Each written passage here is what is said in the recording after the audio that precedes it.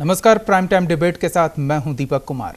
दागों की दुहाई देकर नीतीश महागठबंधन से अलग हो गए, लेकिन वो जिस पार्टी के समर्थन से दोबारा सत्ता पर काबिज हुए, क्या उस पार्टी के नेताओं पर कोई दाग नहीं? दूसरों का तो छोड़िए, क्या नीतीश की पार्टी के नेताओं पर भी दाग नहीं? सबका छोड़िए, क्या खुद नीतीश पर कभी कोई दाग नहीं लगा? हैरत की बात है कि सुचिता का हवाला देकर जो सत्ता से अलग हुए, उनकी सत्ता में वापसी के लिए अनंत सिंह जैसे बाहुबली और आपराधिक छवि के विधायकों ने भी समर्थन में वोट डाला। खैर, सियासत है ही ऐसा कुआं जिसमें तमाम दागों की भांग घुली है। इसी भांग को पीकर सत्ता का सुरूर चढ़ता है। बहरहाल, दाग लगने से अगर कुछ अच्छा होता है तो सियासत में भी ये दाग अच्छे हैं।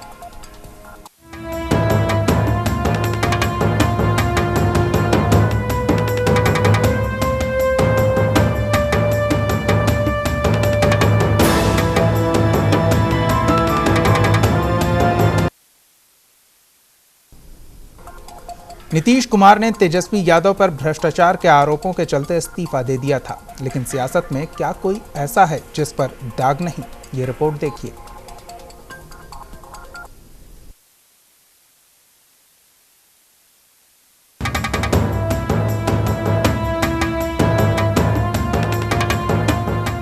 नीतीश कुमार ने तेजस्वी के बहाने सत्ता छोड़ दी। सुशासन बाबू ने लोकतंत्र की लाज बचाने के लिए महागठबंधन तोड़ा, लेकिन खुद नीतीश कुमार पर 302 का दाग लग गया। उनके मौजूदा कैबिनेट में भी कई ऐसे मंत्री हैं जिन पर संगीन केस दर्ज हैं, जिनका चुनावी हलफनामों में जिक्र भी किया गया है। आइए समझते हैं सुशासन की नई सरकार के कुछ अच्छे दागों को। नीतीश कुमार मुख्यमंत्री। 1991 में धारा 302 के तहत मर्डर का केस, धारा 307 के तहत हत्या की कोशिश का केस, धारा 147, 148, 149 के तहत दंगा भड़काने का केस, आर्म्स एक्ट का मामला दर्ज। बाढ़ की अदालत ने लिया संज्ञान। सुशील मोदी वित्त मंत्री।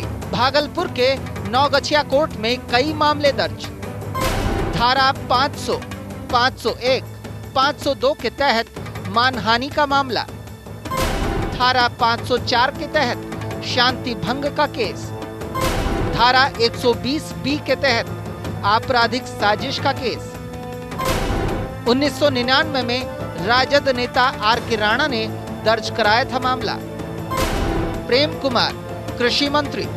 धारा 147 के तहत दंगा भड़काने का केस, धारा 323 के तहत जानबूझकर नुकसान पहुंचाने का मामला, धारा 337 के तहत दूसरों की जान जोखिम में डालने का मामला, धारा 353 के तहत सरकारी काम में बाधा डालने का केस।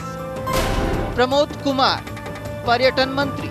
धारा 379 के तहत चोरी के 2 मामले, धारा 153A के तहत सांप्रदायिक सौहार्द बिगाड़ने का मामला, धारा 380, 332, 131, 171H, 171F, 188, 147, 327 और 461 के तहत मामले दर्ज। कोर्ट ने संज्ञान लिया, कई पर आरोप तय। जय कुमार सिंह उद्योग मंत्री। धारा 307 के तहत हत्या की कोशिश के 2 मामले, धारा 147, 148, 149, 323, 313, 120B, 504, 216 और 386 के तहत मामले दर्ज। रंगदारी और चोरी के भी मामले दर्ज। खुर्शीद आलम अल्पसंख्यक मंत्री। धारा 420 के तहत धोखाधड़ी कर संपत्ति हड़पने का मामला, धारा 506 के तहत धमकी देने के 3 मामले, धारा 379 के तहत चोरी का मामला, धारा 467 के तहत जालसाजी का मामला। कुल मिलाकर 1.5 दर्जन मामले हैं दर्ज। बेतिया की कोर्ट में कई मामलों में आरोप तय। इतना ही नहीं, नीतीश के नए कैबिनेट में शामिल राम नारायण मंडल, कृष्ण कुमार ऋषि, शैलेश कुमार, संतोष कुमार निराला और रमेश ऋषिदेव पर भी आपराधिक मामले दर्ज हैं। ऐसे में नीतीश की अंतरात्मा क्या कोई गवाही नहीं देती? शायद ना दे, क्योंकि सत्ता के लिए ही गठबंधन तोड़े भी जाते हैं और बनाए भी जाते हैं, और यूं भी सियासत में दाग अच्छे ही होते हैं। Special desk, news India.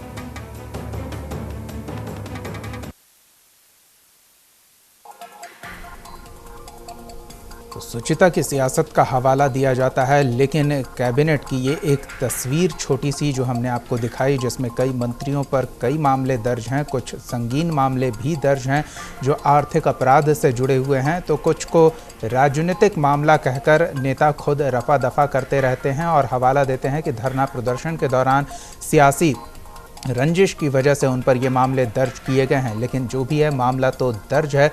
इसी तरह का हवाला लालू परिवार की ओर से भी दिया जा रहा है कि सियासी रंजिश की वजह से ये मामले उनके और उनके परिवार वालों के खिलाफ दर्ज कराए गए हैं।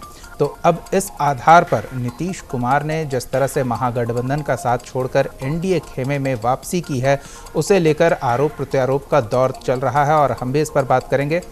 हमारे साथ हमारे editor in chief Sanjay Sharma जुड़े हुए हैं, कुछ और मेहमान जुड़ेंगे, साथ ही बीजेपी प्रवक्ता संजय सिंह टाइगर जी भी जुड़े हुए हैं।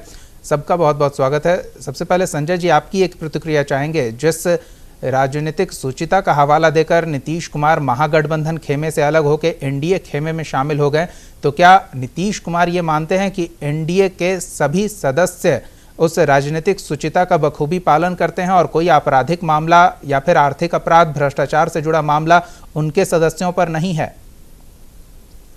जी, ये सबसे दिलचस्प बात ये है कि अगर हम देखने लगें कि राजनीति किस तरफ जा रही है, तो आप महसूस करेंगे कि राजनीति में जो ज़्यादातर लोग जीत के आ रहे हैं उनमें बहुत बड़ा वर्ग ऐसा है जिन पे आपराधिक मामले हैं, आपराधिक रिकॉर्ड रहा है, या लोग बहुत पैसे वाले हैं।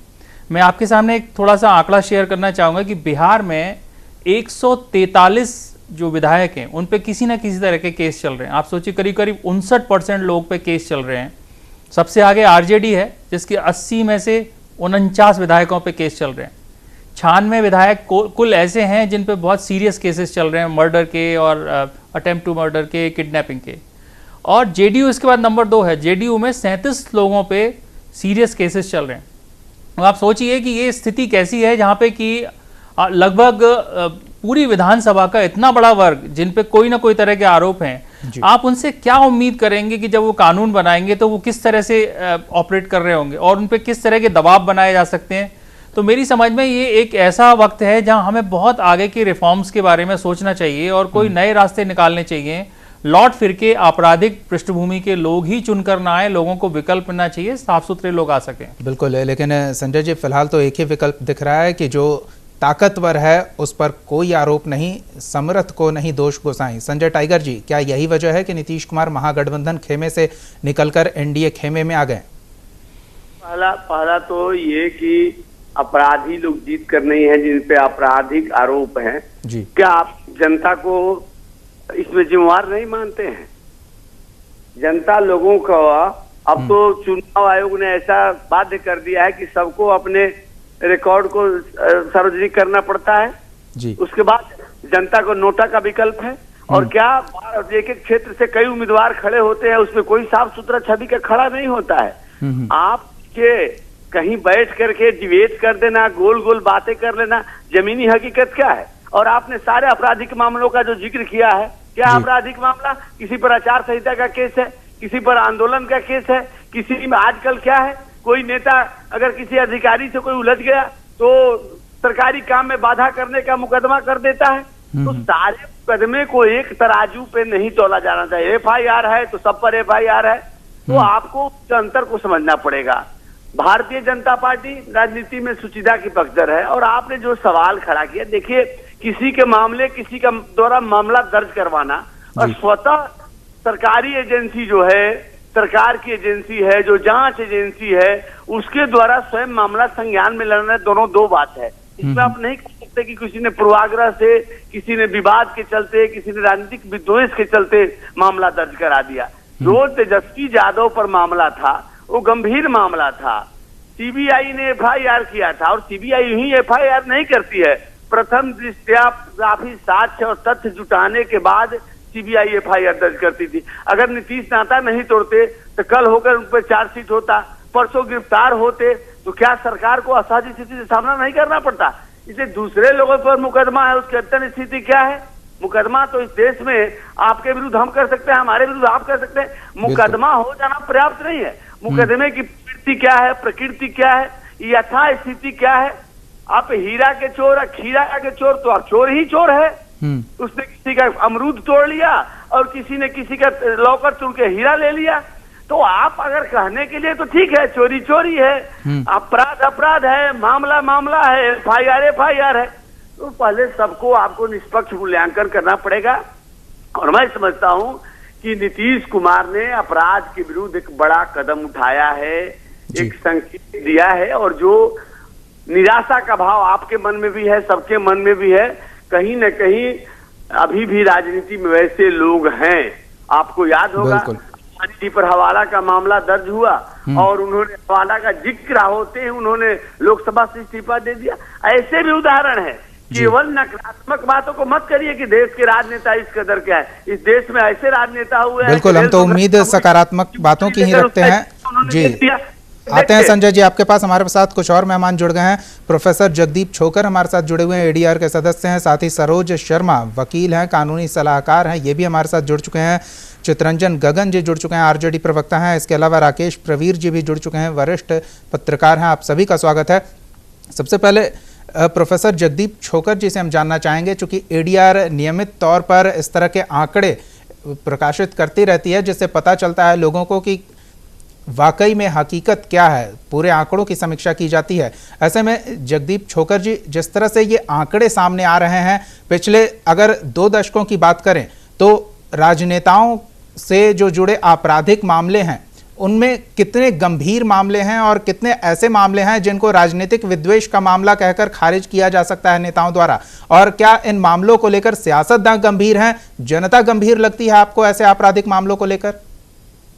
देखिए, पहली बात तो मैं ये स्पष्ट कर दूं कि सुप्रीम कोर्ट के फैसले के मुताबिक जी सिर्फ वो अपराध और वो मामले बताने होते हैं जिनमें सजा कम से कम 2 साल की है और जो इलेक्शन होने से 6 महीने पहले दर्ज हुए हैं और जिनमें अदालत ने चार्जेस फ्रेम कर दिए हैं।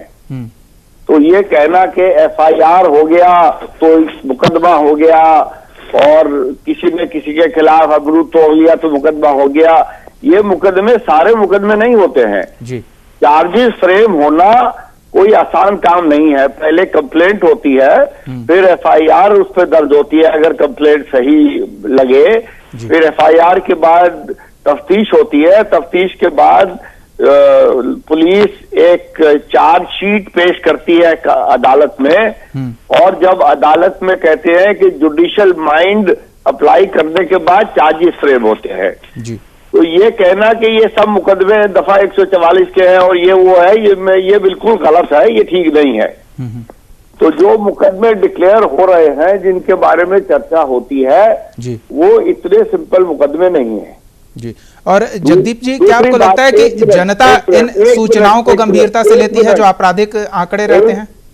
देखिए, जनता के लिए ये दिक्कत है कि चाहे 10 उम्मीदवार हों और चाहे 25 उम्मीदवार हों, जो उम्मीदवार जीतने की क्षमता रखते हैं वो 2-3 ही होते हैं।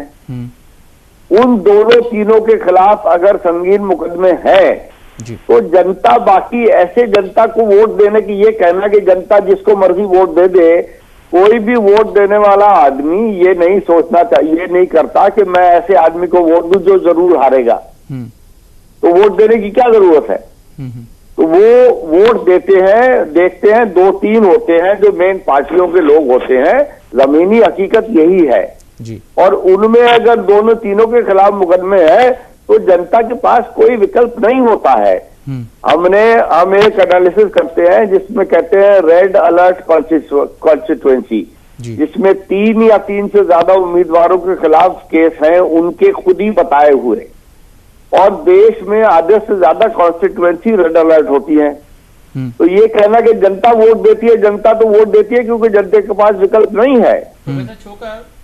प्रोफेसर चोकर, मैं बीच में आना चाहूंगा, पूछूंगा कि क्या इस स्थिति में ये नैतिकता पार्टियों की नहीं बनती है कि वो जिन लोगों पे आपराधिक मामले हैं और चार्जशीट हो गए हैं वो उन लोगों को टिकट ही ना दे? अगर सारी पार्टी एक तरह से तय कर लें तो लोगों को एक साफ सुथरा विकल्प मिल सकता है। अभी स्थिति ये है कि सभी लोग गुंडों को उतार देते हैं और लोगों के पास चॉइस नहीं है, जैसा आपने बताया। तो इस दिशा में क्या किया जा सकता है और क्या हो रहा है? इस दिशा में राजनीतिक दलों को अगर उनमें नैतिकता हो तो ये दिक्कत हो ही नहीं।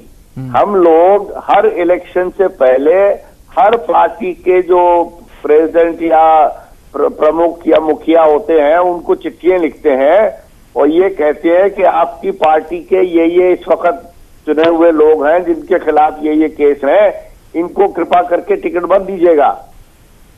लेकिन टिकट दिए जाते हैं, फिर वो विकल्प ना होने की वजह से जीत जाते हैं। फिर हम जीतने वाली पार्टी को चिट्ठी लिखते हैं कि आपके ये बन रहे हैं एमएलए या एमपी, इनको मंत्री मत बनाइएगा। मंत्री भी बनाए जाते हैं जी। तो देखिए, अगर राजनीतिक दलों में नैतिकता हो तो कोई दिक्कत ही नहीं है। लेकिन राजनीतिक दल किसी कानून को मानने के लिए तैयार नहीं है, वो राइट टू इंफॉर्मेशन में आने को तैयार नहीं है, इलेक्शन कमीशन को पावर देने को तैयार नहीं है। लेकिन उनका ये ख्याल है कि जो वो करते हैं, क्योंकि उनको कानून बनाने का अधिकार है, कोई कानून उनके ऊपर लागू नहीं होना चाहिए और नहीं लागू है। जब कोई सत्ता में आते हैं तो वो फिर भाषण देना शुरू कर देते हैं नैतिकता का। तो नैतिकता सिर्फ कहने से नहीं होती है, नैतिकता करने से होती है। जी बिल्कुल। और कौन कितना नैतिक है और कौन कितना अनैतिक कर रहा है ये जनता देख रही है, लेकिन विकल्प का अभाव है। सरोज शर्मा जी हमारे साथ जुड़े हुए हैं, कानूनी सलाहकार हैं। सरोज जी, इस मामले में क्या कानूनी प्रक्रिया को और रफ्तार नहीं दी जा सकती है? जिस तरह से स्पीडी ट्रायल होता है विभिन्न मामलों से, क्या नेताओं से जुड़े मामलों का स्पीडी ट्रायल नहीं होना चाहिए, या नेता चाहते नहीं है, या उस तरह का कोई प्रावधान नहीं है? बिल्कुल होना चाहिए जी। कानून में सबसे बड़ा चीज, जब तक किसी व्यक्ति के खिलाफ, किसी अपराधी के खिलाफ दोष सिद्ध नहीं हो जाता है, वो दोषी नहीं माने जाते हैं जी। और जहां तक है कि राजनीति का अपराधीकरण तो हो ही गया है, इसमें कोई शक नहीं है। लेकिन सिर्फ एफआईआर लॉन्च हो जाने से कोई अपराधी नहीं हो जाता है। लोगों में एफआईआर होता है, बहुत अच्छा कहा गया, सही कहा गया कि एफआईआर होने के बाद इन्वेस्टिगेशन होता है, चार्जशीट सबमिट होता है, चार्ज फ्रेम होता है जी। चार्ज फ्रेम होने के बाद उनके खिलाफ ट्रायल चलता है, ट्रायल के बाद वो यदि अपराध दोष होता है तो उनका कन्विक्शन होता है। तो सिर्फ एफआईआर लॉन्च हो जाने से वो अपराधी नहीं हो जाते हैं। लेकिन जो दागी छवि के लोग हैं वो आ रहे हैं राजनीति में और वो हमारे नेतृत्व कर रहे हैं समाज का, ये दुर्भाग्यपूर्ण है। और इसलिए दुर्भाग्यपूर्ण है कि बुद्धिजीवी वर्ग जो है वो सिर्फ ड्राइंग रूम में बैठ के चाय पीते हैं और टीवी देखते हैं, वो तो राजनीति में आ नहीं रहे हैं जी।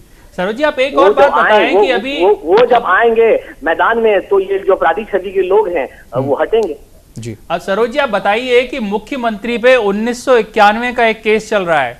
अगर मेरी जानकारी सही हो तो मुझे लगता है 2008 या 9 से वो कोर्ट, इनको वो जो सारा प्रोसेस है वो चैलेंज कर दिया गया हाई कोर्ट में, और 8-9 साल से वो लंबित चल रहा है। आप बताइए, इस स्थिति में होना ये चाहिए था कि कोई ऐसे जो लोग जिम्मेदारी के पदों पे हैं, जैसे कि हमारे साथी दीपक ने कहा, एक स्पेशल कोई कानून हो जहां कोई टाइम लिया जाए 1-2 साल, जिसके अंतर्गत ये जो सारे लोग हैं इनका ट्रायल हो, इनके सारे केसेस खत्म हो और लोगों को पता लग जाए। हो सकता है किसी पे गलत केस चला हो, वो भी पता लग जाएगा, और अगर कोई अपराधी है तो वो जनता का प्रतिनिधित्व करने से वंचित हो जाएगा। ज्यादा अच्छी स्थिति यही हो सकती है। पर अभी इस दिशा में कोई कानून, कोई ऐसा हमारे पास विकल्प नहीं है कि जहां लोगों को हम साफ सुथरा मौका देने का कोई कोशिश करें कानूनी प्रक्रिया से। मैं बता दूं, जहां तक नीतीश कुमार जी का मामला है, ये उनका नाम एफआईआर में नहीं था, उनका नाम प्रोटेस्ट पिटीशन डालने के बाद आया गया। जब किसी व्यक्ति को, जब मजिस्ट्रेट संज्ञान लेते हैं, किसी का नाम नहीं देते हैं, या पुलिस चार्जशीट सबमिट करती है, किसी का नाम नहीं देती है, तो लोग को ये अधिकार है कि वो प्रोटेस्ट पिटीशन फाइल करें। और प्रोटेस्ट पिटीशन, जी हाँ बोला जाए, सुन रहे हैं सरोज जी, जारी रहिए। प्रोटेस्ट पिटीशन के बाद नीतीश जी का नाम आया और वो मामला ऑलरेडी पटना उच्च न्यायालय से रजिस्ट्री हो गया है जी, ट्रायल चल रहा है। ये कहना बिल्कुल सही है, कहते हैं कि justice delayed is justice denied. जी, जो ट्रायल लेट से होता है उसका प्रभाव तो पड़ता ही है, तो ये ट्रायल जल्दी होना चाहिए। बिल्कुल। चितरंजन गगन जी हमारे साथ जुड़े हुए हैं, आरजेडी प्रवक्ता हैं। गंभीर आरोप लगे हैं और नीतीश कुमार ने प्रेस कॉन्फ्रेंस कर एक बार फिर ये स्पष्ट करने की कोशिश की कि लालू यादव या फिर आरजेडी की कोई भूमिका नहीं थी सरकार बनाने में, नीतीश कुमार की भूमिका थी। लालू यादव जो आज हैं, जो बने हुए हैं, वो बनाने में, और साथ ही इस महागठबंधन में जो उन्हें समस्याएं आ रही थी और जो नैतिक सवालों का जवाब उन्हें देना पड़ रहा था, जिसमें वो समस्या महसूस कर रहे थे, उसकी वजह से ये गठबंधन टूटा है। लेकिन क्या लगता है चितरंजन जी, वाकई वजह यही है? दीपक जी, नीतीश जी अकेले चुनाव लड़े थे 1995 में, और बिहार और झारखंड एक साथ था, 7 विधायक इनके जीते थे। उसके बाद जब नरेंद्र मोदी का नाम एनडीए की तरफ से प्रधानमंत्री के लिए प्रपोज हुआ जी, तो एनडीए से हट गए और अलग चुनाव लड़े पार्लियामेंट का। जो दुर्दशा इनकी हो गई, देखे 2 इनके सांसद जीते।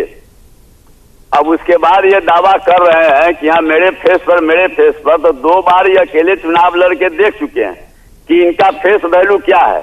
जो पार्लियामेंट का चुनाव लड़े थे उस समय एकदम हाइट पर थे, उस समय पिक जो होता है माने उस पिक पर थे। आज स्थिति और ज्यादा गड़बड़ है।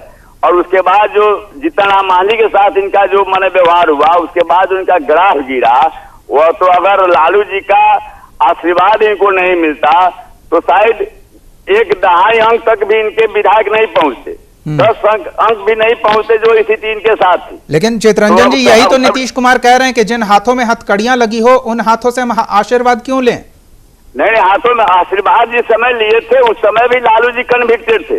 आज सवाल यह है, बड़ा अच्छा सवाल आपने उठाया, और मैंने हम सुन रहे थे कि एफआईआर, केवल एफआईआर के आधार पर, एफआईआर के आधार पर ही जो है सो तेजस्वी जी से स्पष्टीकरण मांग रहे थे, और इनके ऊपर 302 का मुकदमा है जिसमें कोर्ट ऑलरेडी कॉग्निजेंस ले चुकी है। एफआईआर कोई मामला नहीं होता है, एफआईआर के बाद इन पर तो कॉग्निजेंस मतलब संज्ञान कोर्ट ले चुकी है, और ये मुख्यमंत्री बने हुए हैं। इनके मंत्रिमंडल में आप देख लीजिए, आधा से मैंने 8 या 9 ऐसे सदस्य जिनको निर्वाह है, जिन पर की काफी संज्ञान, जिन पर की आजीवन कारावास और मिनिमम 7 साल से ऊपर की सजा का प्रोविजन है, वैसे लोगों को मंत्रिमंडल में शामिल किए हैं। तो फिर कहाँ चला गया वह सुचिता, और कहाँ चला गया जीरो टॉलरेंस?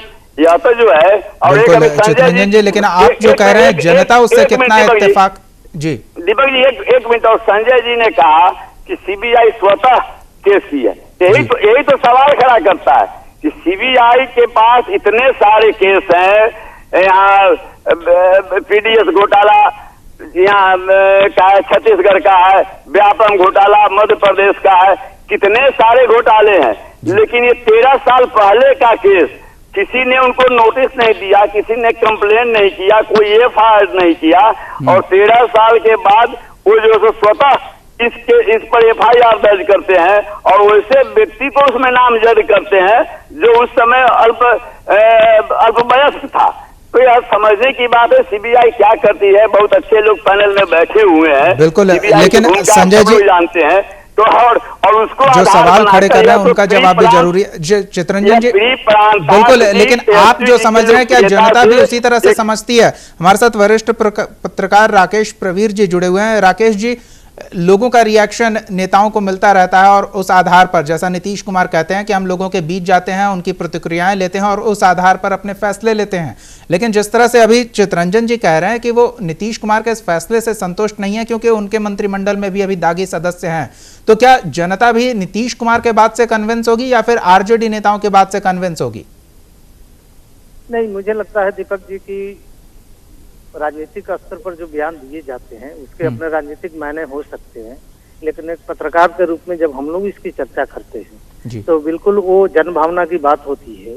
जनता चीजों को समझ रही है, जनता ये भी जानती है कि ये जीरो टॉलरेंस क्या है, या राजनीतिक तौर पर जो नीति, नैतिकता, शुचिता, सिद्धांत की बात होती है उसकी हकीकत क्या है। चितरंजन गगन जी अभी एक बात कह रहे थे, मैं सुन रहा था, उन्होंने तेजस्वी यादव का यह कह के बचाव किया कि ये तब का मामला है जब वो अवयस्क थे, यानी बालिग नहीं थे। दरअसल अगर सीबीआई के एफआईआर को, जिस दिन सीबीआई ने एफआईआर दर्ज किया और प्रेस कॉन्फ्रेंस करके बोला, अगर कोई गौर करे तो उस एफआईआर के मजमून में ही ये बात है कि ये मामला तब एस्टेब्लिश किया गया है और आरोप तब का है जब तेजस्वी यादव एक तरह से बालिग थे, यानी 2010 से 2014 के बीच में जितनी बेनामी संपत्तियां हस्तांतरित की गई है विभिन्न सेल कंपनियों के माध्यम से, उसके आधार पर एफआईआर किया गया है। अगर नीतीश कुमार जीरो टॉलरेंस की बात करते हैं तो कहीं ना कहीं से मेरा यह मानना है कि ठीक है, चारों तरफ बहुत भ्रष्टाचार है, अनैतिकता है, दुराचार है, सब कुछ है, लेकिन कहीं से अगर एक कैंडल जल रहा है इस अंधेरे में भी, तो क्या इसका समर्थन नहीं होना चाहिए? अगर भ्रष्टाचार पर जीरो टॉलरेंस की बात हो रही है, मैं कहता हूँ जीरो टॉलरेंस नहीं भी हो, फिर भी क्या भ्रष्टाचार को महिमामंडित किया जाना चाहिए? क्या भ्रष्टाचार को लेकर बचाव करना चाहिए, उसको संरक्षित करना चाहिए? सत्ता संरक्षित भ्रष्टाचार ही समाज में तमाम तरह के अनाचार की जड़ है। बिल्कुल, ये एक बड़ी बात हो गई। लेकिन राकेश जी, जिन तकनीकी पहलुओं का आप जिक्र कर रहे हैं वो चूंकि आप समझ पा रहे हैं, दो चार होते रहते हैं, लेकिन आम आवाम क्या इन तकनीकी चीजों को भी समझती है? जगदीप जी, वक्त हमारे पास नहीं है, लेकिन एक संक्षिप्त प्रतिक्रिया आपकी जरूर चाहेंगे कि क्या अब जब मीडिया की पहुंच मास तक है, काफी ज्यादा लोगों तक पहुंच सकते हैं, तो जो नेता अपनी बात पहुंचा रहे हैं, वैसे में जो सामाजिक संगठन जो राजनीतिक स्वच्छता की बात करती है वो उतने संख्या में लोगों तक क्यों नहीं पहुंच पा रहे हैं, और अगर पहुंच भी रहे हैं तो उतने प्रभावी क्यों नहीं हो रहे हैं? देखिए, बात यह है, जनता तक पहुंचने का काम और क्षमता राजनीतिक दलों में ज्यादा है। और जहां तक मीडिया का सवाल है, अब आप तो मीडिया में ही हैं, इसलिए मेरा ये कहना थोड़ा सा आपको अटपटा लगेगा, मीडिया भी कोई ज्यादा ईमानदारी से काम नहीं करता है जी। मीडिया भी देखता है किसका पलड़ा भारी है, उसकी तूती ज्यादा बजाता है। तो ये बड़ी मुश्किल बात है। इसका तरीका एक ही है कि कोई कानून बने जिसमें ये लिखा हो कि राजनीतिक दलों का काम कैसे होना चाहिए। राजनीतिक दलों को कानून के अंदर लाना ही एक तरीका है। उसमें सबसे बड़ी दिक्कत ये है कि जो कानून बनाने वाले हैं वो ये बनाना नहीं चाहते। अब उसमें तो जब तक जनता जनार्दन ये मांग नहीं करेगी और लोगों को ये मुश्किल नहीं हो जाएगी कि उनको लगेगा कि उनको वोट नहीं मिलेगा अगर वो ये कानून नहीं बनाएंगे, तभी बनाएंगे जी। लेकिन और कोई तरीका, इसका आसान तरीका मेरे ख्याल में नहीं है। इसका तरीका यही है कि राजनीतिक दलों को ये बिल्कुल, तो कोई सामाजिक नहीं, कोई संगठनात्मक आंदोलन नहीं, बल्कि एक बड़ा जन आंदोलन चाहिए इस समस्या के समाधान के लिए। बहरहाल वक्त हमारे पास नहीं है। बहुत बहुत धन्यवाद प्रोफेसर जगदीप छोकर जी, सरोज शर्मा जी, चितरंजन गगन जी, संजय टाइगर जी, राकेश प्रवीर जी और संजय शर्मा जी। कम प्रतिक्रियाएं ले पाया, इसके लिए खेद है। काफी बेहतर बातें निकलकर सामने आ रही थी। फिलहाल प्राइम टाइम डिबेट में इतना ही। आप देखते रहिए न्यूज़ इंडिया।